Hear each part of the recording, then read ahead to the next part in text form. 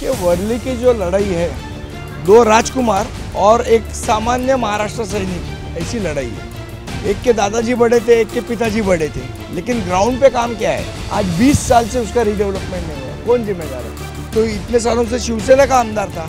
इन सवालों का जवाब अभी जनता पूछ रही है। वर्ली विधानसभा क्षेत्र में इस बार मुकाबला टक्कर का होता दिखाई दे रहा है। शिवसेना वर्सेस शिवसेना की लड़ाई के बीच एमएनएस इस बार इस चुनाव में सेंध लगाने की तैयारी में दिखाई दे रही है। हमारे साथ एमएनएस के सीनियर नेता और राज ठाकरे के चहीते संदीप देशपांडे हैं, उनसे बात करते हैं।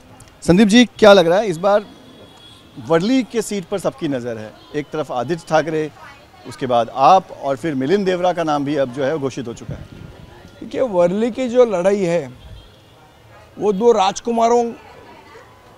राजकुमार और एक सामान्य महाराष्ट्र सैनिक, ऐसी लड़ाई है। दोनों राजकुमार हैं। एक के दादाजी बड़े थे, एक के पिताजी बड़े थे, लेकिन ग्राउंड पे काम क्या है? तो जो लड़ाई है, अभी वर्ली के लोगों को परिवर्तन चाहिए, और परिवर्तन इस प्रकार से करना है। उनको ऐसा आदमी चुन के देना है जो उनके साथ रहता हो, उनके साथ खाता पीता हो, उनके साथ घूमता हो। एक्सेसिबिलिटी जिसकी है, ऐसे लोगों को ही चुन के देंगे। ये दोनों राजकुमार तो एक्सेसिबल नहीं है। एक तो मलबारी हिल के ऊपर रहता है और एक सीलिंग के बाद में रहता है। तो उनको तो ऐसा आदमी चाहिए आमदार करके जो उनकी बातें समझ सके, जो उनके सुख दुख में पार्टिसिपेट हो सके, ऐसा आदमी चाहिए। और इसीलिए महाराष्ट्र नवनिर्माण सेना ये बार भारी बहुमत से वर्ली में चुन के आने वाली है। अच्छा, हम अभी गए थे वहाँ पर, हमने लोगों से बात की। बीडीडी चौल की खासतौर पर अगर बात करें तो कुछ लोग कहते हैं कि बीजेपी ने भूमि पूजन किया था, फिर कुछ लोग कहते हैं कि आदित्य ठाकरे ने इनिशिएट किया, जिसकी वजह से आज वहाँ पर रीडेवलपमेंट का काम हो रहा है। आपको क्या लग रहा है कि आदित्य ठाकरे या बीजेपी, और फिर आप, क्या लग रहा है? देखिए, कोई भी इतना बड़ा प्रोजेक्ट होता है ना, उसमें एक आदमी की भूमिका नहीं रहती। It's a collective effort.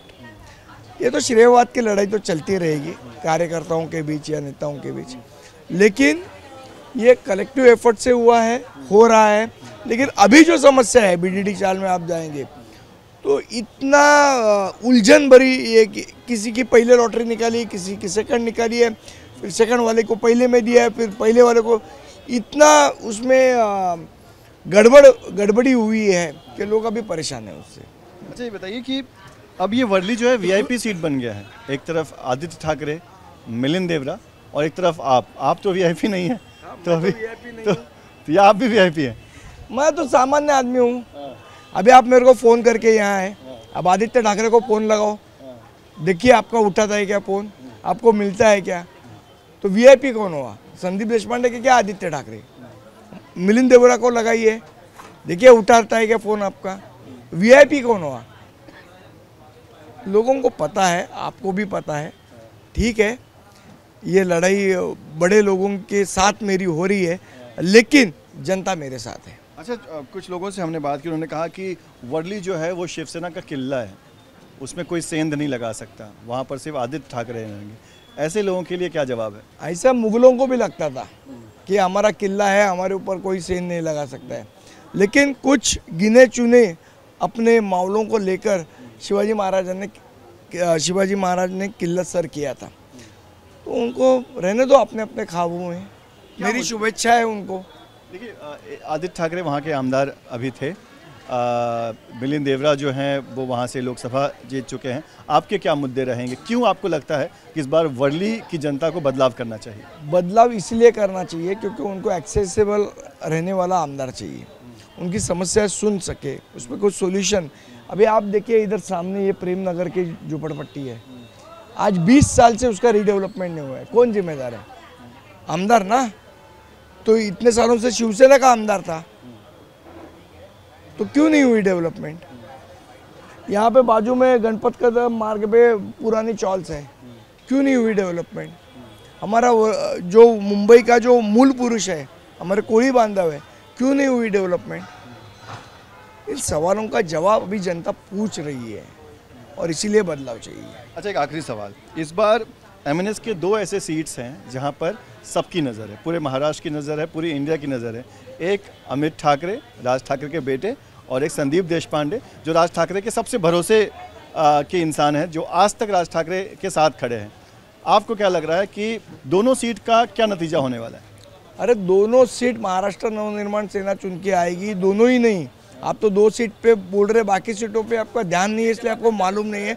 मन से इतनी सीट चुन के आएगी कि मन से महाराष्ट्र नवनिर्माण सेना महाराष्ट्र के सत्ता में रहेगी। ये काले पत्थर के ऊपर सफेद लकीर है, जो मैं बात आपको बता। आप कह रहे हैं सरकार किसी की भी हो, महाराष्ट्र नवनिर्माण सेना सत्ता में रहेगी। सरकार में महाराष्ट्र नवनिर्माण सेना रहेगी अपने दम पर। और कैसे, वो मैं आपको 23 तारीख को बताऊंगा। चलिए, शुक्रिया हमसे बात करने के लिए। संदीप देशपांडे, एमएनएस के सीनियर नेता, जो कि एकदम से कमर कसकर इस बार चुनाव में उतर चुके हैं और पूरे भरोसे के साथ कह रहे हैं कि इस बार जीत उनकी पक्की है। वीडियो जर्नलिस्ट कामेश हल्दे के साथ पंकज मिश्रा, न्यूज़ नेशन, मुंबई।